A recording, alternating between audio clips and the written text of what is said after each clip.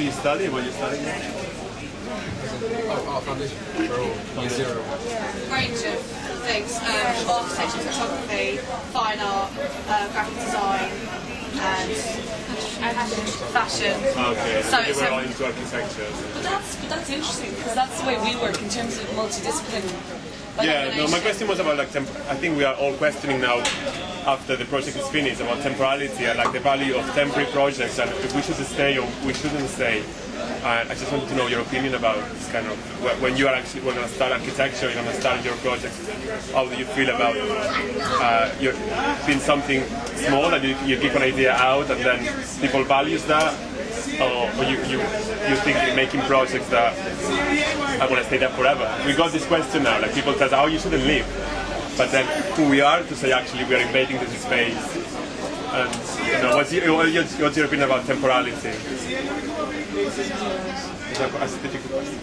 Maybe just quickly in terms of talking about temporality, we see in a way is what we do is like this is in a way large-scale model making because we get to experiment on the human scale where people actually get to interact and that's why the project itself in terms of the builds and everything is all about the process and what comes from the process. The project for us had nearly was on to like before we built anything, and then you get building, and we're here. We build, we run the restaurant, we did everything.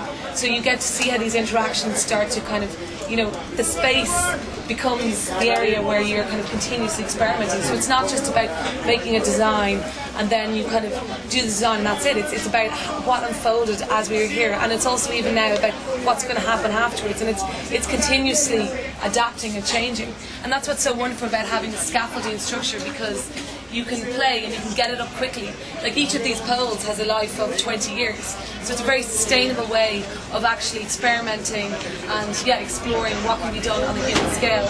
And then we can now change it quickly rather than actually, you know, a really solid building which you never actually are able to kind of jump into it and be in that space and figure out how actually people are interacting in that space. So that's another value of the temporary.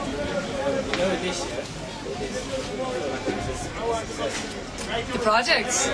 Yeah. Well, this is the questions that we're kind of exploring. So what happened when you stay? Like who are we to say like, oh, we're going to just stay here with these conditions?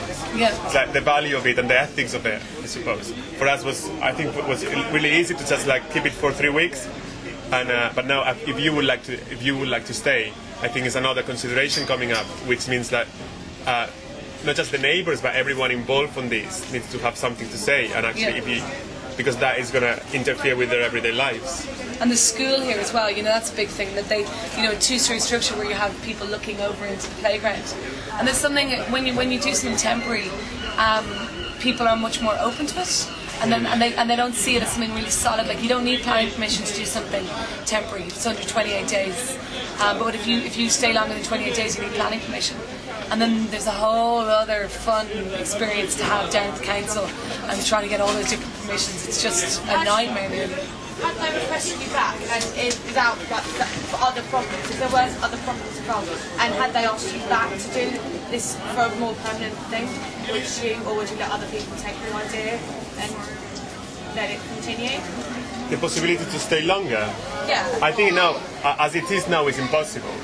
Yeah. Is that we would need another bunch of money to make this not a temporary thing in terms of locking things up, and I think that's securing it and the life of the materials in itself. They're not prepared for staying here longer because we decided for 3 weeks. So it should be considered, and I think the aesthetics of it is a big question. And it looks like a building site, but while we were kind of inside, things happening all the time, was like this building site aspect was not here anymore. But I don't know if like someone would like to live 10 years of their life with a scaffold in front of their houses. You know, I think the scaffold is great, for Suzanne was saying, that to create 2 floors really easily and really quick. But what happens when you stay? That's a question that people working in the public environment ask all the time. What happens when you stay? Not just in art installations all the time. That's why there is so many pop-up things nowadays. Because to actually do something that is not temporary is a whole new thing getting involved. That the neighbors need to approve anything that happens. If you want to build a house here, just if I buy this site and want to build a house, everyone around needs to agree on that house. That's why it's really difficult in this country to actually make things that are not temporary. And then I think the longer you stay, it will develop more. So like you won't just look at the building site. Like the more people come in here, you will earn more, then the building could develop and everything else.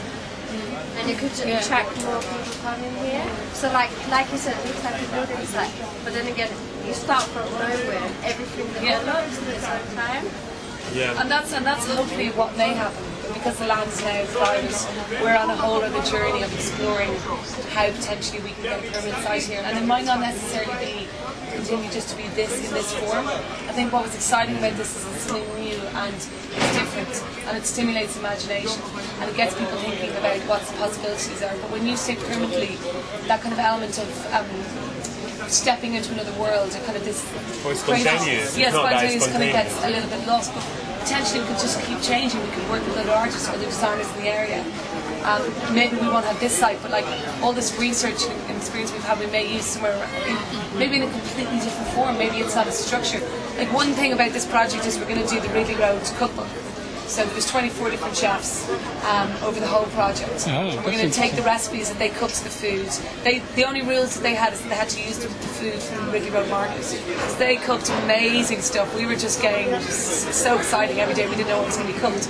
So that's going to be the legacy to the project as well. And within that cookbook, we will have all the kind of feedback from anyone we interacted with, all the market people, people who came to us, the locals. We had neighbours here for dinner every night. Each night we had 16 people who didn't particularly know each other. So we had some of the traders for dinner alongside some of the neighbours here, and then some people maybe from the other side of London. So there's just so much that we still have to do with this project, and yeah, we could continuously talking. Give people something new every time. Every time you come to the